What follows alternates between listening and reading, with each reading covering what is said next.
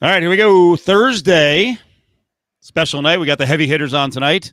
Xavier Pope out of Chicago. You hear him every Thursday afternoon, so he's doing a little double duty. And Justin Watkins, our guy here in Vegas. What's up, Xavier? What's up, man?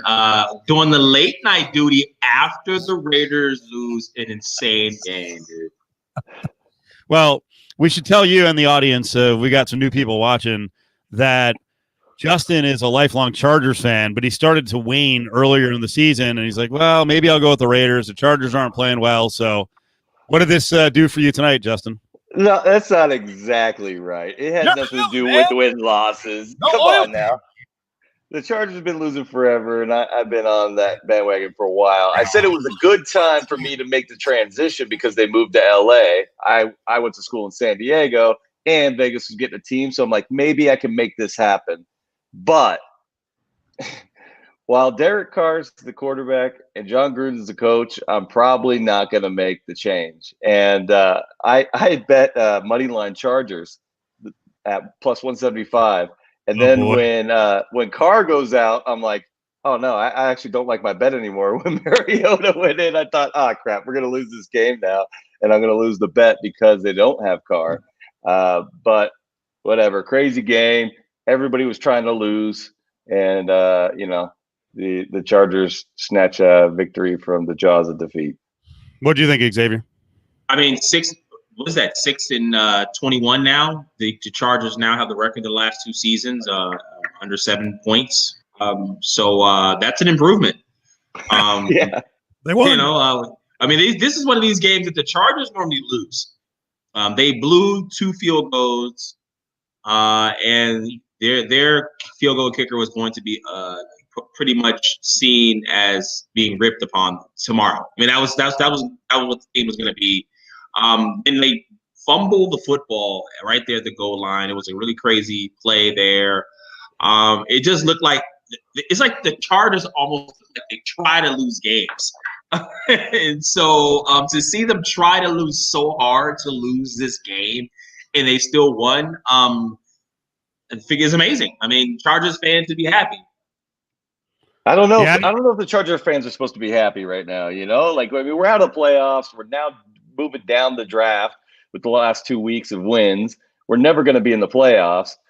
Clearly, we need some talent help, especially, I think, on the defensive side. We got to be able to stop the run. We got to be able to make open field tackles. I'm surprised that the Chargers were able to pull it out. I mean, yeah, we have the Raiders defense to go against, but once the Raiders moved the ball in overtime and we're in, inside the 20 in the red zone, I was like, yeah, this is not good. Yeah, well, I mean, it was some pretty bad tackling in that game. You guys found a stud in Justin Herbert. You did not think that he would be this good, tying the record with Baker Mayfield for the most touchdowns for a rookie QB. So he's been solid. He's the future of the franchise. I mean, that's one thing that you did learn over the course of the season, regardless of how it's turned out, regardless of how spotty the defense has been. They've been in games. So if you have a guy who's stepping in to be the leader of that team, those close, you expect going forward in the future. You've done it 2 weeks in a row. Last time they played versus the Atlanta Falcons, pulled out a victory there. That's something to look for that team and saying, hey, this guy can pull out close games. And that's something that potentially could change the course of that franchise and also the head coaching job of Anthony Lynn, who was pretty much on the hot seat, but the franchise put their stamp of approval with him going forward. This is a bigger deal than, say, the record. It is the foundation, the future of that franchise. I see. I think this was a poorly coached game by Anthony Lynn, right? Like you're out of the playoffs. You've got the ball to potentially go on a winning drive, and you don't even let Herbert try to win the game. So what if he loses the game? He's a rookie, You run it 3 times. You get down to the goal line. There's no opportunity to give the kid any experience of trying to throw a touchdown to win the game. I mean, yeah, he did the quarterback sneak after a fumble. I thought this pushed me further in the camp of Anthony Lynn needs to go. Like we're not gonna reach the mountaintop with this kind of head coaching. Yeah, I didn't like the play calling Well, obviously, the Raiders spit the bit. That was ridiculous. Go for a touchdown, get the win, and they're being all conservative on first and second down, and then freaking Mariota almost throws a pick six that would have got 98 yards back, and then after Lynn sees that, then he has his guy go up the line. He's running a freaking sweep with a 236-pound quarterback, and then 2 dives, and they are lucky, as Xavier said, on the goal line. If there weren't Chargers Johnny on the spot there, they lose this. So I mean, I think the win is a good thing, and it's good for the kids' confidence. Yeah. But my God, on both sides, freaking go after the win. What is all the conservatism? Stop. And you've been calling that out, Steve, with Anthony Lynn since the beginning. And I was a little bit of an Anthony Lynn defender for the first, 5-6 games. But I see what you were talking about before, especially, like I said, once you're out of the playoffs and you've got a rookie quarterback, do everything you can to develop that kid. Don't put the reins on there and not give him the opportunity to win you the game on 2 different drives to go take victory. He didn't give him any chances to develop that experience. These are 2 of the guys, and there's probably 7 or 8 in the league who still kind of have an old school football mentality. And if it's 4th and 3, they're like, field goal. It's like, it's not even a decision. They just immediately throw guys out there. And like, guys, the league is changing. It's about analytics. It's about game management. Freaking be more aggressive. I'll tell you what, good for the Chargers. They won. And I am an Anthony Lynn guy just until middle of this year. It's a breaking point. This is horrific for the Raiders. Man, you gotta understand what's going on here, Xavier, in town. It's a weird deal because the fans haven't been able to cozy up to the Raiders, right? They've been up and down. We can't go to the games, right? They've been a nightmare, like almost like beyond an embarrassment with COVID, and they're coming into a market where they're like, most of us are fans of another team. Like, we almost need to be won over, and it's just like every time they seem to be taking 3 steps forward, then it's immediately 3 steps backwards.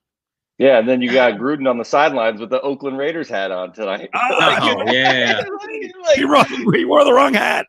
Yeah, it's just the little things. Like, I mean, I invest in the community. I jumped in feet first on the Golden Knights before they were even good, just because they came to the community, and we got the chance to define what that culture was like with the Golden Knights because they were an expansion team.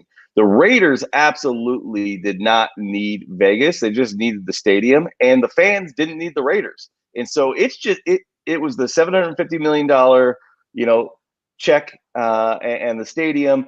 And I just really, when we finally are able to go into that stadium, I really wonder if there's going to be any home field advantage at all. Like, I really think it's going to be a 50-50 crowd at best.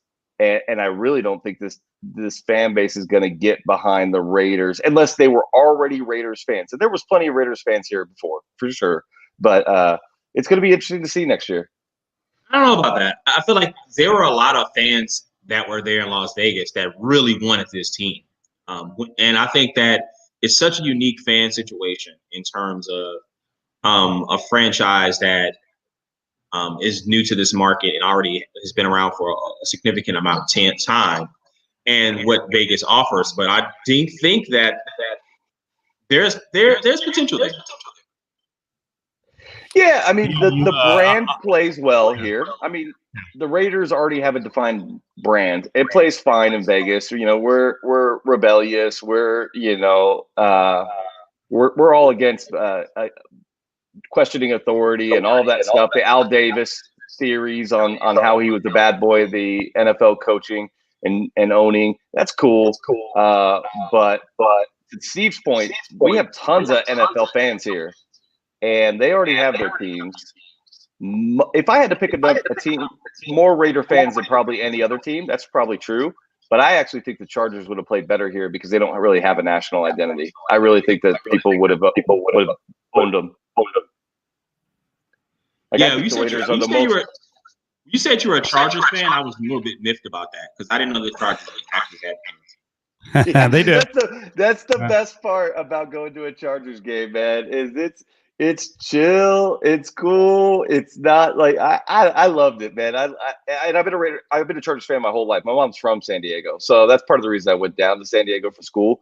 So I've been a longtime Chargers fan, but I actually think the Raiders are the most popular team in LA right now. And that's what you're going to see when Allegiant Stadium opens up. You're going to see more LA people in that stadium than you're going to see Las Vegas people, or damn near the same. It's going to be real close.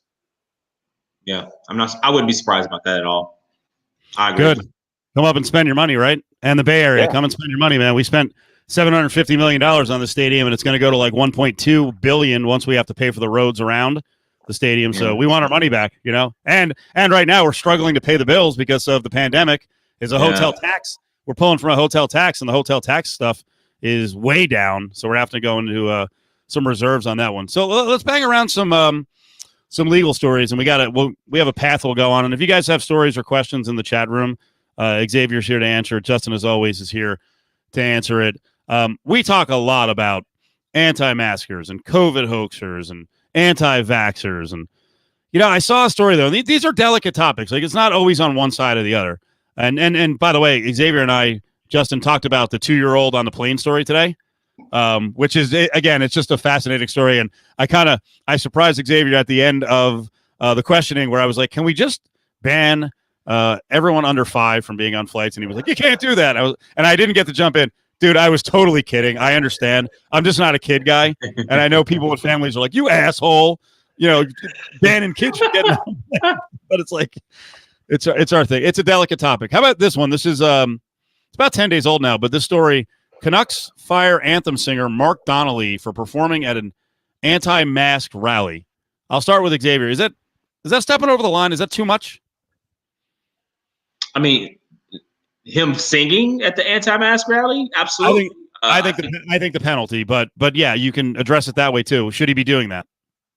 Yeah, I mean, the function of your job is to be in a place where mask safety and social distancing is paramount to your job. I mean, and then you go in completely away from that. I think that's a problem. Why go there? To me, it's just a dumb decision for Mark Donnelly, in my opinion. Is, you know, you don't have what was going to be gained him personally by doing that? I think that we've entered a time that people have felt the need to take these really, really extreme positions for no reason whatsoever. I mean, like, why are you doing this when you know the most important thing for you is to show up and sing the freaking anthem? And now you're just whistling Dixie. Hey, Justin, does this guy have any rights to fight back? No, I don't think so. No. I mean, him singing for the Canucks is an absolute privilege. You know, I'm sure he probably does it for free or gets some nominal amount. I think that's pretty typical of some of the anthem singers. I know locally that's like kind of the case. So it's a privilege he gets to sing for the Canucks. I'm sure he's got some fans, like our local guy Golden Pipes has fans, you know. But ultimately, I agree 100% with Xavier. Like, if you are in a position where you represent a brand or a company and it's not your brand or your company, why go out on the extremes? Either way, why get yourself tussled into that stuff so that you've got your employer saying, hey, man, I don't need this controversy around my team, my brand, my company. I don't want any of this. And frankly, you're just the anthem singer. There's 100 people lined up behind you that would love to sing the anthem for the Canucks. And guess what? We're going to go find somebody else. All right, so did somebody just quote you there and just said you're not a kid guy, Cofield? Pretty much, yeah. I'm very quotable. It's mostly horrific stuff I say, and then they catch me. Last night we were breaking down Lamar Jackson and his ability to crap really quickly under pressure. And I said something like, man, I am not built for crapping quickly. I would have missed the rest of the game. So, yeah, that's the maturity that you get out of me. It's really solid stuff. I mean, you know, that might be the actual maturity in you. Fiber may be needed in that case. That's a good point. Good point. Xavier's always going to drop in the hints about fitness because he's got himself in shape. He knows that I'm a bit chubby. So let's continue on the NHL. Dr. Fauci is talking to the NHL. He's talking to Gary Bettman. And he's like, listen, you know, if you want to do this and, you know, eventually you want to get fans in there, you guys got to be safe. And his advice to Bettman is you got to have hub cities. You got to start this thing with like 4 hub cities. We're not even going to question whether his advice is right. It is. We trust Dr. Fauci. But Xavier, what do you think the NHL should do? Should they just say the hell with it? And you know what? We need fans, and we're just going to start doing local games, and we're going to start our season in a month. The NHL did probably the best out of all the leagues. If it's not broke, don't fix it, man.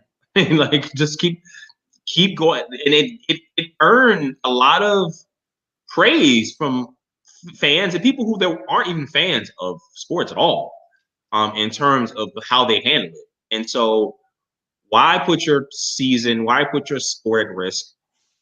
Go forward, get the multiple bubbles. If you want to be able to do something else with fans, find a way to do that, and do the right thing. The smart thing.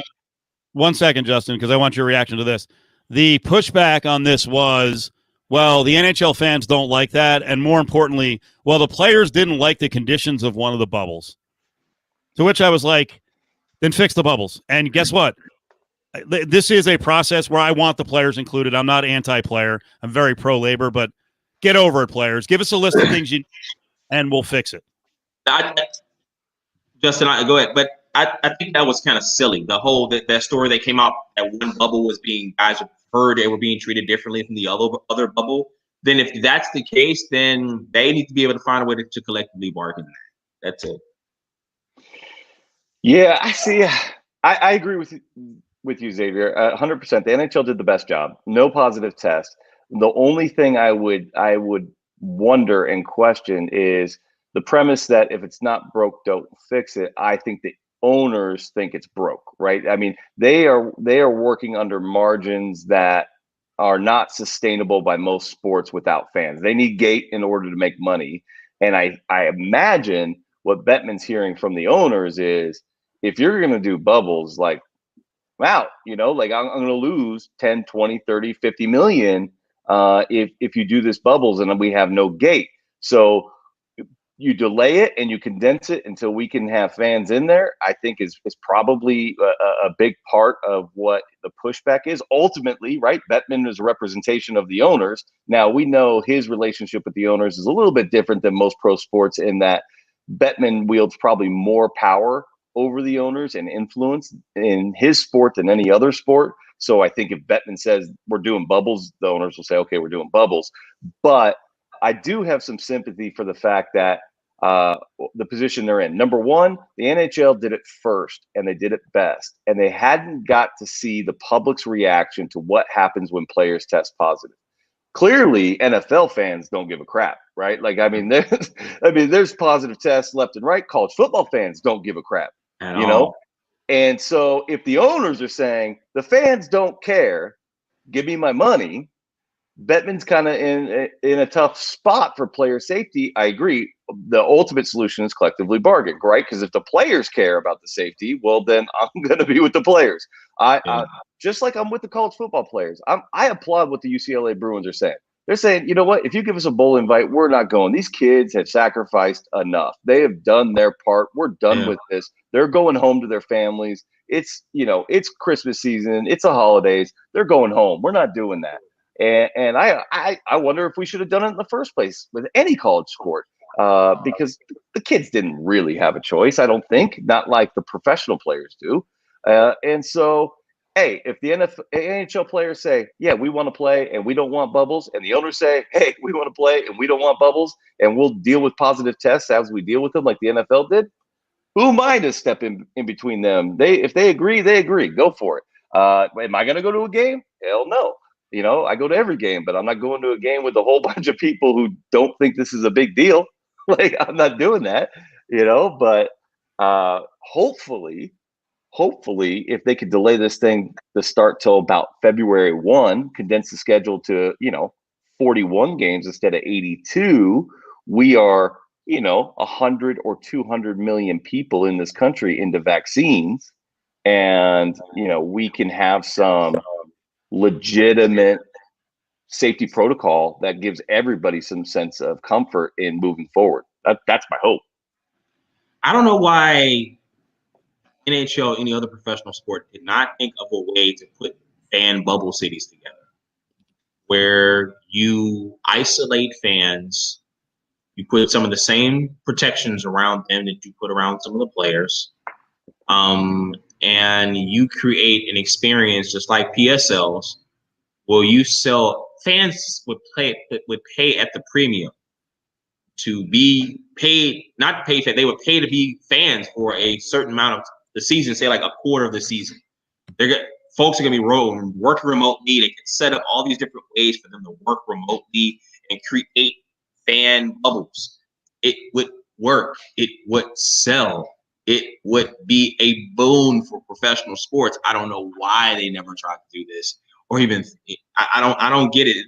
The leagues have trying to not be innovative in terms of what they do. I mean, think about it. What real fan innovation have you seen since all of this is broke? The board of the NBA, where it was like the slow internet and weird head sizes, like yeah. No, I agree with you, Xavier, 100% on this. Like, be innovative, right? And like, do a hybrid of what you did. I thought the tournament with the 16 teams and there's 4 games a day was awesome. The first week of that NHL, we'll call it playoff, although they didn't call it a playoff, I thought was terrific, right? And if you can get, let's say, 30,000 people that are willing to, they don't have kids, they don't have jobs or whatever they are, and they're willing to submit themselves to daily tests, or if they're the fans, weekly tests. They got the bracelets, they're being monitored, they know if they go off campus, all that stuff, and you could sit here and you could watch 50 games in 10 days. Yeah, I think there's going to be people who pay a lot of money to do that. They would sign up in a heartbeat. Yep, and pick a cool city. Pick a cool city that you can create a bubble that has some other experiences. They go to restaurants. They could feel normal again for 10 days or 2 weeks or whatever, what have you. Yeah, I agree with you. What a once in a lifetime experience that would be. I just don't understand why they didn't even think about doing that. So we've been talking the last few weeks, and I think we mentioned it on the terrestrial spot with you, Xavier, about the vaccinations, fans' willingness, and average citizens' willingness to get the vaccine, and how that's going to play to concerts and to games. And I'm actually excited about this, and not to be a jerk about it, but like, I'm getting the vaccine. I want to return to normal life. If you want to die on the vaccine hill, then you can do it. But I cannot wait. And this is for Xavier first. I cannot wait to see how some fans react when they find out, like, yeah, you ain't going to games. Sorry. And like, I don't think any of us are, here to conform to like every request made by the government. But this is one of those where you're like, there's certain things you're going to have to give up, folks. You can't go to games. You got to get the vaccine, and you're going to have to show proof that you got the vaccine. That's it. Yeah, I think that's something that we're going to probably start seeing in terms of work spaces and places to enter, is there maybe some sort of card, a vaccine card, to show that you've been vaccinated. Even on flights, we've seen other countries, the airline, Qantas airline, wanted to show proof of a negative COVID test. So before flying, and so I think that's something that's going to be a huge part of society. And I think that just based on that alone, I think that the liability issues with allowing people in spaces again, and why our society was really shut down was potential of ports being over flooded, as opposed to hospitals being overrun. I said that on my Suit Up News, that is, I feel as if businesses will pressure and create a way that you're just going to have to get vaccinated in order to enter those places of business. Yeah, I mean, you're never going to see a government mandate that says you have to get vaccinated. What you're going to see is a number of really significant inconveniences for you if you don't. That's what it's ultimately going to boil down to. You don't have a right to go watch a sporting event. You don't have a right to be on a plane, right? You do have the right to travel, but you don't have a right to get on a plane. And so, if I can't send my kids to public school, if I can't go into my work, I mean, mine's different, I own it, but if I work for somebody and I can't go work, or I can't go to a sporting event, I can't go to any other private event, well, even if I'm kind of not for the vaccine, you're going to end up getting the vaccine. That's why the polling's kind of funny, because they're doing the polling now, and the numbers are shifting towards more people are in favor of the vaccine and they'll get it. It was like 40-40 and 20 didn't know, and now it's more about 60-40 to say they'll get the vaccine. Wait until you start seeing other people go do things that you don't get to do, and you'll see that number become 90-10, 95-5. You know, people don't want to be inconvenienced that much. And there was also on the recent poll by ABC Ipsos that showed across the board, Republicans, Democrats, Independents, the same percentage of people said they would take the vaccine, but they would wait a little bit to see, you know, what happens. It's a new thing, and people already had enough to deal with in terms of their jobs and their homes, and then okay, now it's our health. I got to make this immediate decision that's like a really big deal. So I think that people are just giving the opportunity for it to start to penetrate society to be able to decide to be healthy. But this one piece I wanted to share. People ask me in the last week, will I take the vaccine? I've had like maybe 20 times asked that question. And I believe that you don't have to tell people whether you will take the vaccine.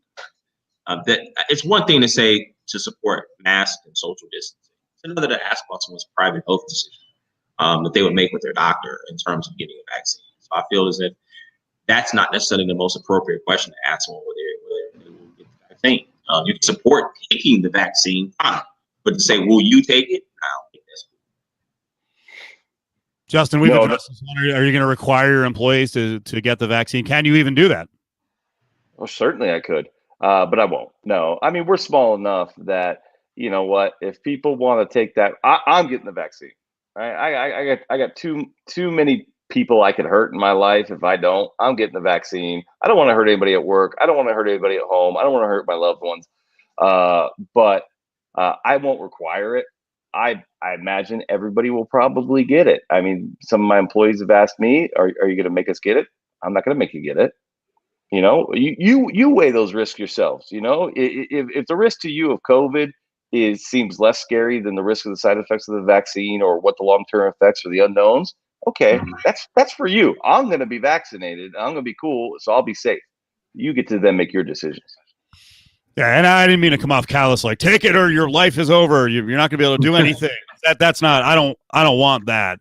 But I'm more intrigued by the people who are going to be really against it and what they're going to do to fight back. And you know, just like the masking thing, I think people are going to try to file lawsuits, and there's going to be big fights over it. And hopefully, we get enough people vaccinated where we get to a point where we've got 150 million plus vaccinated. So at least at that point, maybe we can get back to regular life. And I don't know what's when people ask you guys about like when could things open up? Like, what's the date for you? Is it as far out as like April 1st? Could it be earlier, like March 1st? What do you think, Xavier?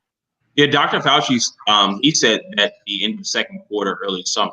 So that's what I'm going with, listening to the scientists. So that's what I think. What Dr. Fauci says. Listen to Dr. Fauci. Yeah, I'm interested to see, right, because it's ultimately going to determine by how many people get vaccinated early, and you know, I'm last on the sort of list, so I actually think by the time my number gets called to actually be able to get the vaccine, the case numbers are going to be super low. That's my prediction. You know, like I don't think I'm going to be offered it until summer at best, and so I think at that point, I think before summer hits, I think we'll be in a position where a lot of normalcy can open up because of not only the number of people who have vaccinated, half the country should be vaccinated by the end of spring, but also because so many people are vaccinated and because so many people have already had it, you know, the numbers are going to be really low. But, you know, I'm with you. I believe in Dr. Fauci. He says we're in for worse before it's better. And we've certainly seen that here in Nevada. Yeah, we absolutely have seen it. And that's going to happen over the next couple of months. And so that tie is going to take a while to revert as and I think that may contribute to people deciding to go out and get a vaccine. We're over 315,000 dead right now. And that's been flying up. And so I think that after the holidays come and we get up over 400,000, people are going to say, hey, I need to get this vaccine.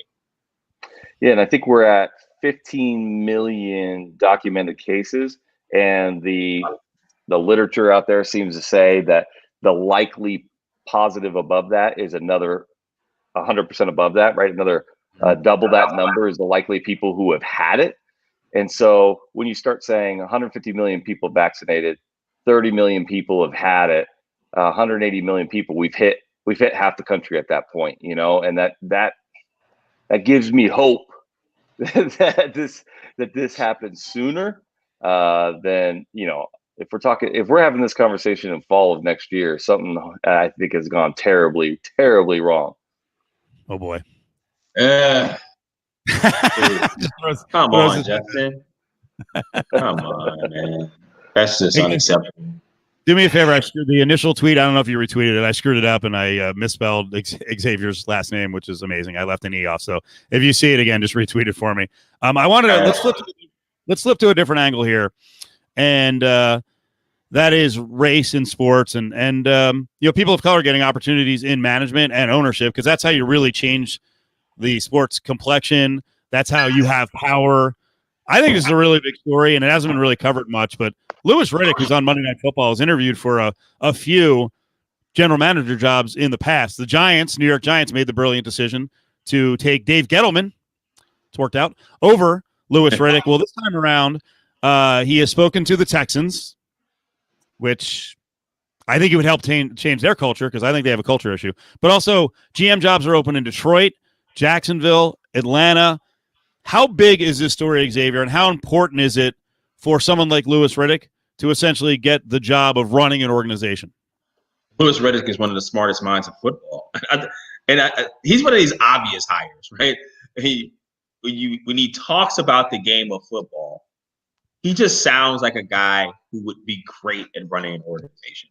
And so just from a standpoint of just him, he's qualified for the job. Number one, yeah. So someone just suppose Louis Riddick is going to run circles around someone like Gettleman. I mean, that's true.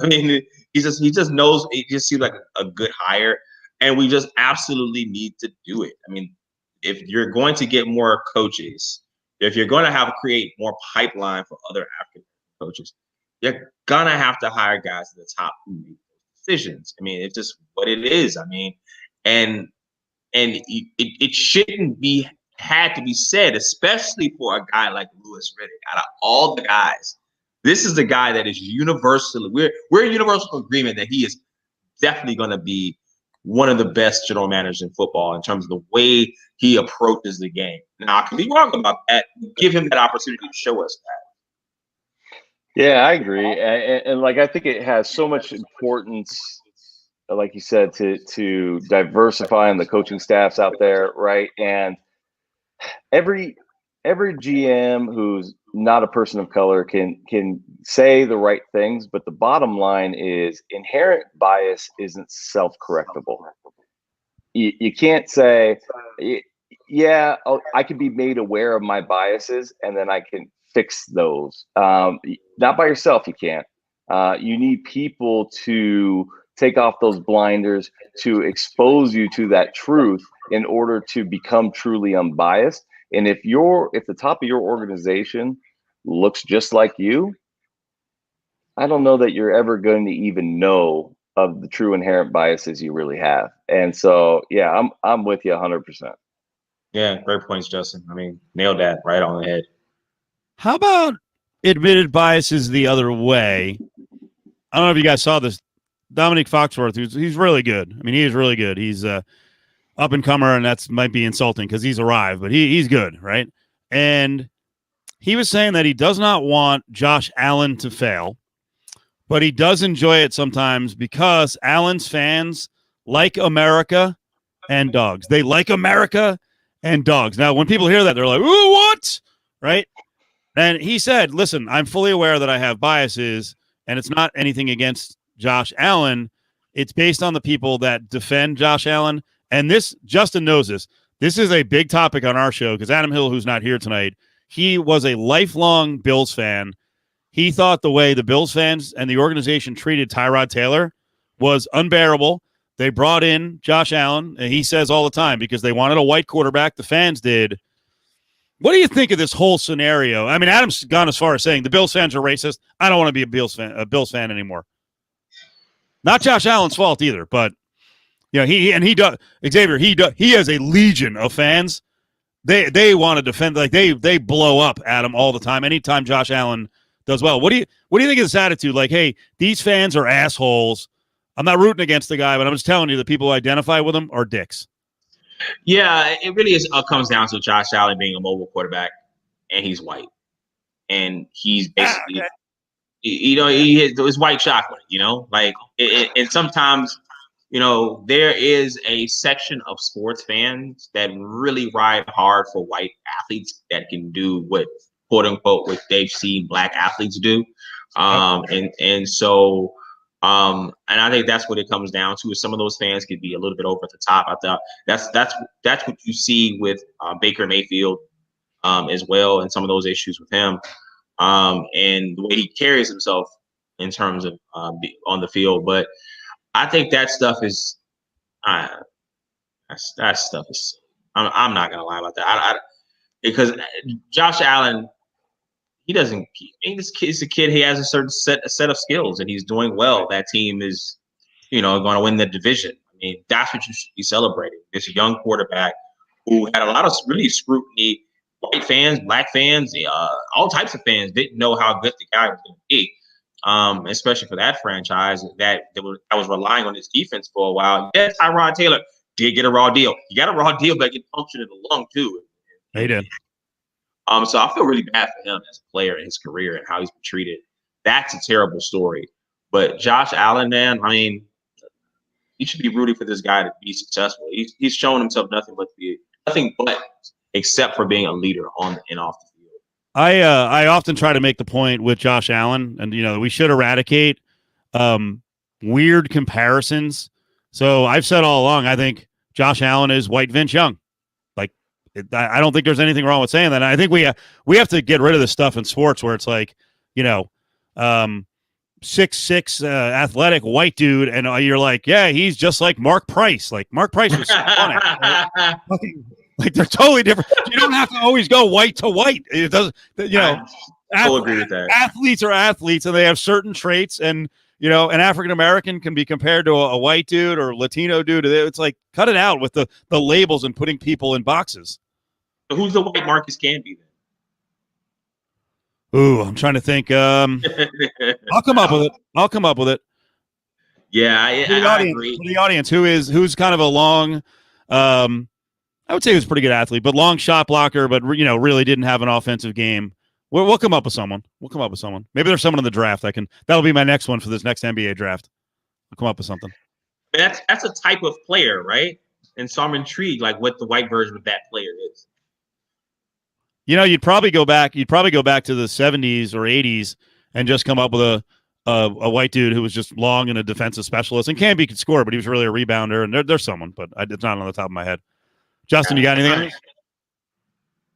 Yeah, I just think that Dominique, I don't think he did himself any favors. If he was going to talk about this issue, I think he could have framed it better where he wouldn't get the vitriol. He gave ammunition to the people he hates, and I don't disagree with his point, which is, if there's what he's saying is, I think Josh Allen's got a bunch of racist fans.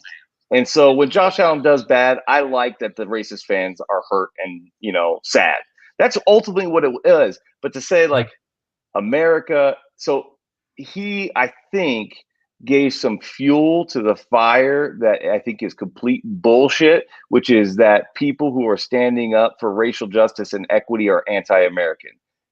And that conversation is garbage, and it just threw a chip onto their side to say, see, you don't even like America, and it's garbage. We all know it's garbage. But what was the headline in that story? Dominique hates America and dogs. That's what the headline was, right? That I think he could have been. I think he could have been more articulate. This is a big deal. What he was about to say. I appreciate his right to say it, and I agree with the point that he's making. I just think once he was going to tread into those waters, I think he should have had it tightened up and said exactly what he meant. He should have just called it what it was. His fans are. I think there's a legion of his fans that are racist, and I don't support that. And so when he does bad, I like that they're sad. Yeah, you can't be rooting for the guy to fail because the racist fans who like him. Like that's too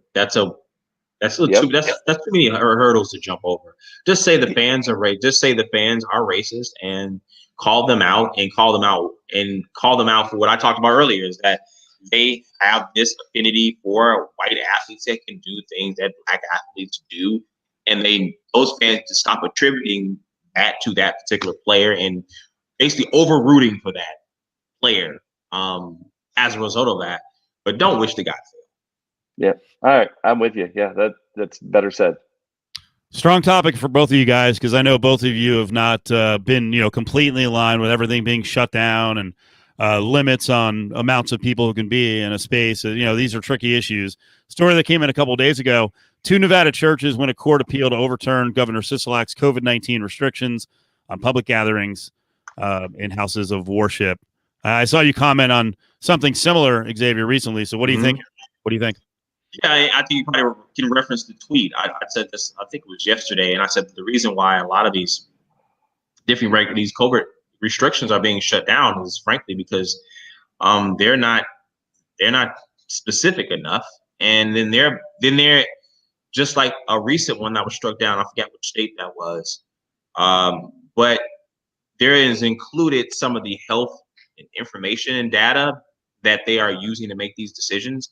And if you're going to say churches are not safe, but then say it's okay to have bars and restaurants open, that doesn't go along with the health information. So now you're making a random decision that seems to be arbitrary, and that means what you're going to write is going to be struck down. And that means that you're not narrowly tailoring, which is just based on the First Amendment, to a compelling state interest, which is COVID-19. You have to get more specific than that. You have to shut down certain things across the board, especially with activities that are just as not safe as, say, going to a religious ceremony, or else you're not going to be able to convince just the average person. Like, okay, everyone knows that a bar and a restaurant is at the same level as a church, and so you're not going to convince the people, and 2, you're not going to be able to convince a judge of that either. Yeah, here, man. This has been my soapbox since the beginning. I said, most of these restrictions, if they were challenged in court, have not been worded specifically enough to survive the scrutiny that would be applied, especially churches, which is strict scrutiny. That's what Xavier's talking about, right? It's a fundamental right. It's in the First Amendment. And I actually don't think that restaurants and churches are on the same level health-wise. In restaurants, people are taking off their masks. In church, they don't have to. So I would say, like, number one, if you're giving 25% capacity to a restaurant, that is the bare minimum you got to give to everybody. If you're giving 25% to the casinos and you're saying the churches can't gather, I mean, I am not in line with Neil Gorsuch of the Supreme Court, United States Supreme Court, but he had a blistering dissent when this case first worked its way up to the Supreme Court, and the Supreme Court found in favor of Sisolak's restriction actually the first time around.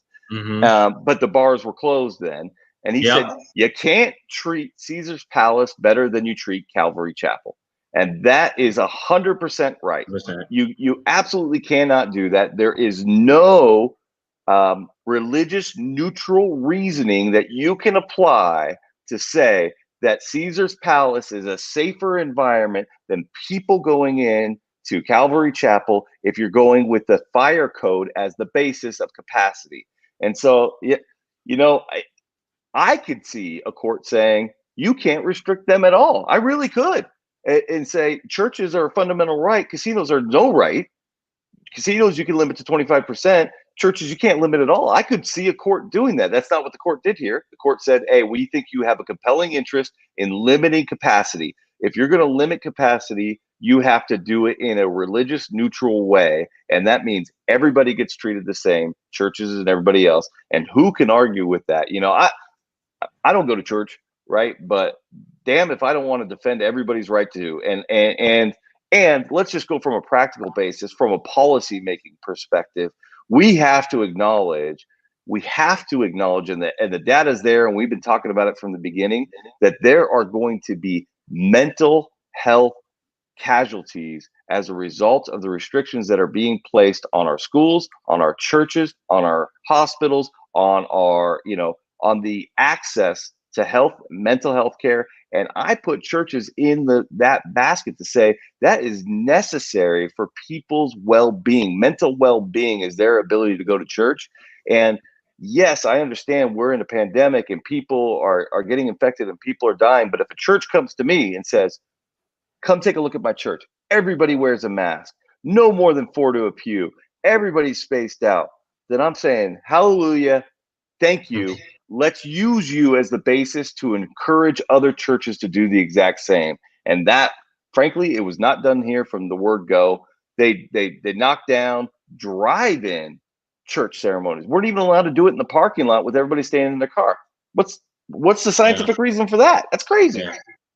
Yeah, you can't yell on one hand and respect science, and on the other hand, you're not using science to make decisions because it falls in some sort of progressive versus conservative spectrum in terms of ideas, in terms of what the activity consists of. Then you're not making. Then it's not science. It's not law. As much as I support mask and social distancing, and I have progressive viewpoints, I also believe in the rule of law. And so, if municipalities are going to be able to have to be pressured by certain business associations to be able to have laws that exclude them, then you're not necessarily being above board in terms of being able to write good law, and that's why they're being struck down. Oh man, Xavier, I would have loved to serve with you in the legislature because your viewpoints and how you see things. I have a progressive lens on how I see the world as well. But when you start impeding on fundamental rights and the Constitution, our history tells us once you give away those rights, you don't get them back. And when do we give them away? In states of emergency. Every time that we give away some of these rights, it's because it seems like a good reason.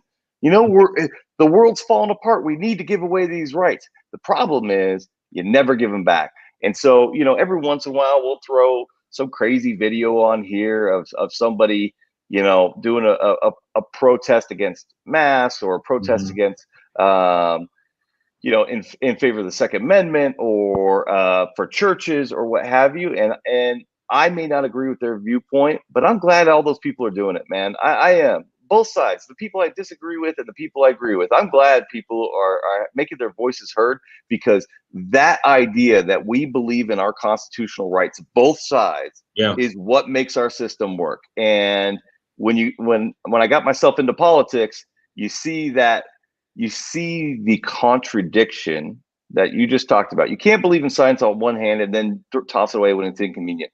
You can't believe in civil rights on one end and then toss it away when it's inconvenient. I can't say you can't meet as churches, but I support a Black Lives Matters demonstration downtown. I can't, even if I agree with one viewpoint and I disagree with the other. They're both First Amendment rights, and I have to support them equally. Yeah, I mean, I have that. I don't necessarily, my opinion cuts a little bit differently there. And it cuts a little bit differently there because you're involving a couple of different rights there. But generally, I just think that if you are going to, because think about it this way, say everything was shut down, including churches, and then there are folks in the street protesting for their rights. You can't really apply the same standard there. I mean, because now, there is an immediacy that happens right there, protecting those rights in that moment. So that complicates matters a little bit more in terms of what's involved in that. But you also see that there have been mass protests and social distancing protesting. Those people aren't wearing masks. They aren't social distancing. And you're not saying, okay, while you protest, you're going to get in trouble for not wearing your mask. And so I feel like that requires a different type of analysis in terms of breaking that down. But in terms of just ordinary activities, in terms of running organizations and running churches and running businesses, it just has to be something that's fair across the board, or you're going to see some issues with how the law is being written. And I don't think, based on the pressure that businesses are putting restaurants and bars, if you continue to listen to them and you continue to create laws that favor them being open, you're not going to be able to keep churches closed. Nor should you keep churches closed based on that. It has nothing to do with my viewpoint. It's just based on my perception of how we demonstrate and administer the rule of law in this country. It'll never, ever, ever, ever, ever switch that way. Simple as that. Yeah. And I agree with you. I think my analogy doesn't work right. But let's say it was, they closed the churches, and so there was a church demonstration where everybody was out and actually having an open air demonstration, and they were having their ceremony, not in their building, not part of their. They just gathered together as a protest, and then across the street there was a protest for social justice and racial equity, right? And you can't say that one's okay, this one's not. Oh, that's sad. That's a different set of circle. Now they essentially are the same thing. You can't restrict one or restrict the other. You have to be able to allow both of those groups to be able to move forward. This is a really good conversation we've had right now. This is, and I think that if the public really looked at these issues from this standpoint, I think that they could start having like real dialogue about some of these issues instead of focusing on the politics of the issue. Focus on respecting the rights of other people, and the same token, trying to keep everyone safe. Once you involve money and dollars and lobbying, that complicates matters, because now, are you making the law based on what's comfortable and safe for the public, or are you including that with business interests? That's the issue. I mean, we're seeing that right now with the coronavirus relief bill. I've talked about that on Suit Up News in terms of the liability protection for businesses and $160 billion aid that's going to be over the $900+ billion relief package. As part of that is, okay, yes, you're helping everyone, but then also you're going to be protecting businesses as society opens again. And so it's really hard to write good law if you are putting priority of businesses over average everyday Americans. Yeah. Oh, if you want to go down the immunity hole, like we passed a modified business immunity here in Nevada, and I testified against it. I think just from having been a policymaker at one point, it is bad policy to promote people breaking the rules.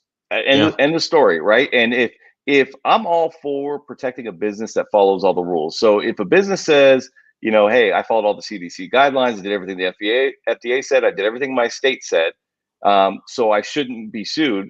My first response is, and you won't, because how in the hell am I going to prove you did anything wrong? But okay, if you need that piece of paper that makes you feel like you are immune and there's no possibility you could ever be sued, then go above the minimum, right? I'll give you something, but give us something. Don't just say I get to be open, I get to break the rules, and you can't sue me because, hey, we're all fucked, right? It's just a big pandemic.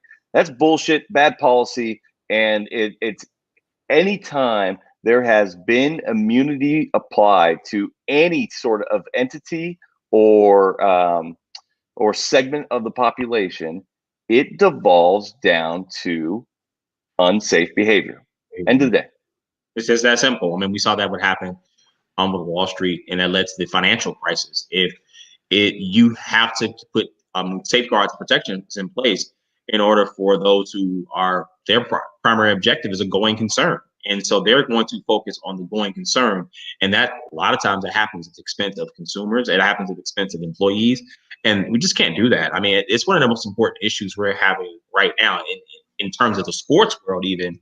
How is that going to play into, some of the COVID-19 waivers on tickets, and when fans come into the stadium and already being required to wear and having a vaccination card or even, even new PSLs, so it's just so many different elements of that. This is going to apply to all walks of life, and definitely in the sports world. Yeah. Mitch McConnell wants what he wants. Yeah, he's not going to get it. He's not. He's not going to get it. Well, hopefully, I feel as if at the beginning, I feel like I've probably been the loudest voices that anyone's heard on this issue. And a lot of members of Congress follow me on Twitter and interacted and have comment about it. And so I'm glad that more noise has been made for this, because I really do believe that there would have been some sort of compromise on this if there was enough public outcry and saying, hey, just give us the relief money. Without really knowing what the long-term implications of that. This was initially proposed to go the back date to December of 2019, and then go 5 years in the future. 5 years in the future, if that gets rolled over, now we're looking at permanent tort reform, and businesses would be basically a permanent shield towards liability that can potentially not just apply to coronavirus, but other things. The whole business is accountable as well. It is an absolute disaster. We absolutely not allow that to happen. 100%. Steve smiling because I've been with Nevada. We had a special session for this fucking issue, and it drove me up the damn wall. And we went crazy on it, and we broke some news on it. It went nuts. And you said it 100% right.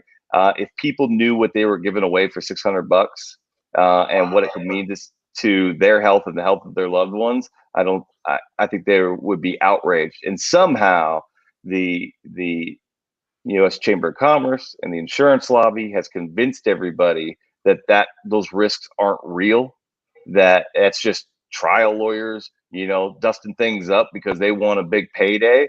And it's not actually about consumer rights. But I think that narrative is beginning to change. I think people are beginning to see, especially in this state, I'll just say to take it off on a little bit of a tangent, we have in the state of Nevada, we have caps on liability in medical malpractice. Okay. And it was told that was necessary in order to keep our doctors in Nevada. That was the big scheme that they sold to everybody in 2004. Insurance premium is too high. If we don't pass this law, our doctors will leave. Okay. What has happened in those 16 years? What has happened in those 16 years is that every single hospital in Clark County is now rated a 1-star out of 5.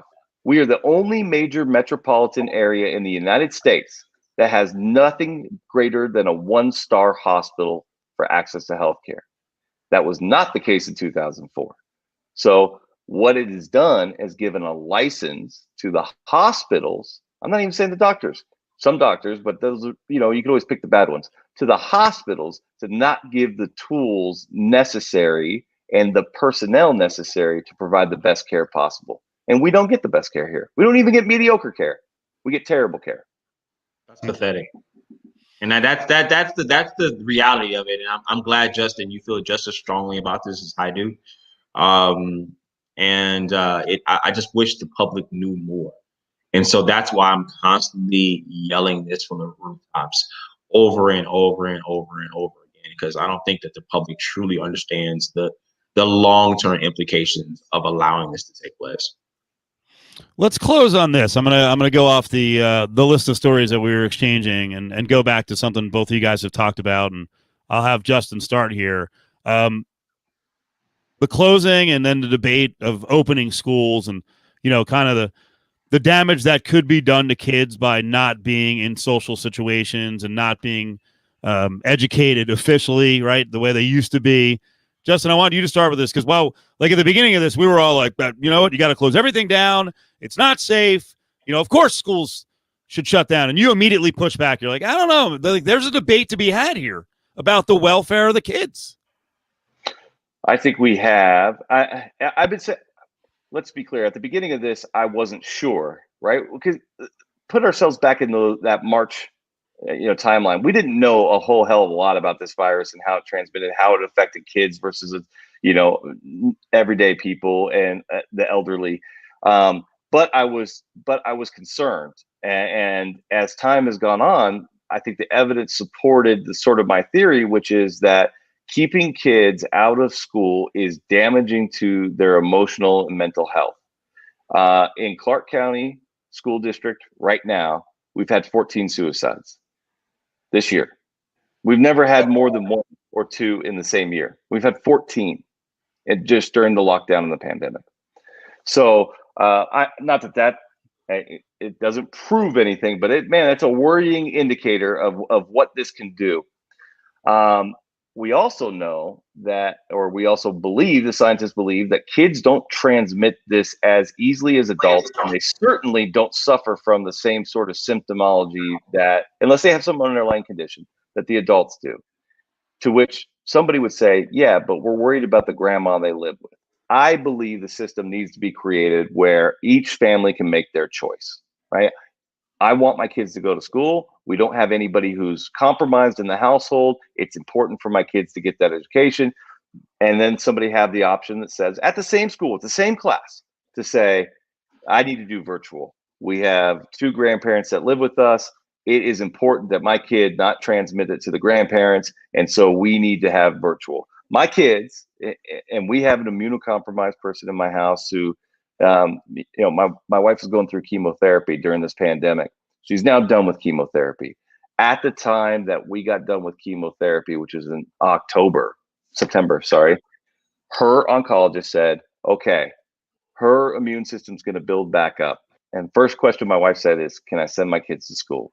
And the oncologist and her doctor, her primary doctor, and the surgeon all weighed in and said, you should send your kids to school. It's important, right? And the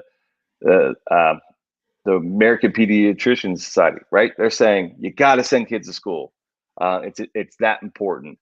And so I think as long as you give everybody the chance to make the best decision for their family, it's not going to be perfect, and you're going to have to shut some classes down when there's a positive test, and everybody's going to have to go remote for a couple of weeks. That happens. But I think it's important that we try to thread that needle. This is probably one of the tougher questions to answer, because it involves, obviously, the science is important to pay attention to, and all the different things that Justin listed were correct. But no one wants their kid to get sick or die or transfer the virus and get a grandma sick. I mean, like, that is a really powerful thing, and it's a kid. And no kid should want to feel for the rest of his life that him transmitting virus to his mother or grandma, a sick relative, caused him to die. That's tough, man. I'm a dad. My kids hate virtual. They absolutely hate it. My daughter is a high school sophomore, and so the last part of her freshman year in high school, learning these interactions, she feels was robbed from her. And it's been a tough thing for her, and so as a parent, I've been pulled at my ideological heartstrings in terms of wanting to contribute to society being safer, and at the same time seeing personally what's happening with my kids and really having a tough time of it, and really having to be really interactive with that. And it's one of the toughest decisions you can make. And it's really no easy answers. I've had to agree to some sort of hybrid model next semester for my kids, and being involved in making sure that process is safe, the part that actually are there. That was a really tough decision, and not only for me as a parent, but as me as a citizen, but also as someone who has a platform. What I do in my personal life really has an impact on what I'm advocating for publicly. So that was a tough decision to make, and I don't wish that on anyone.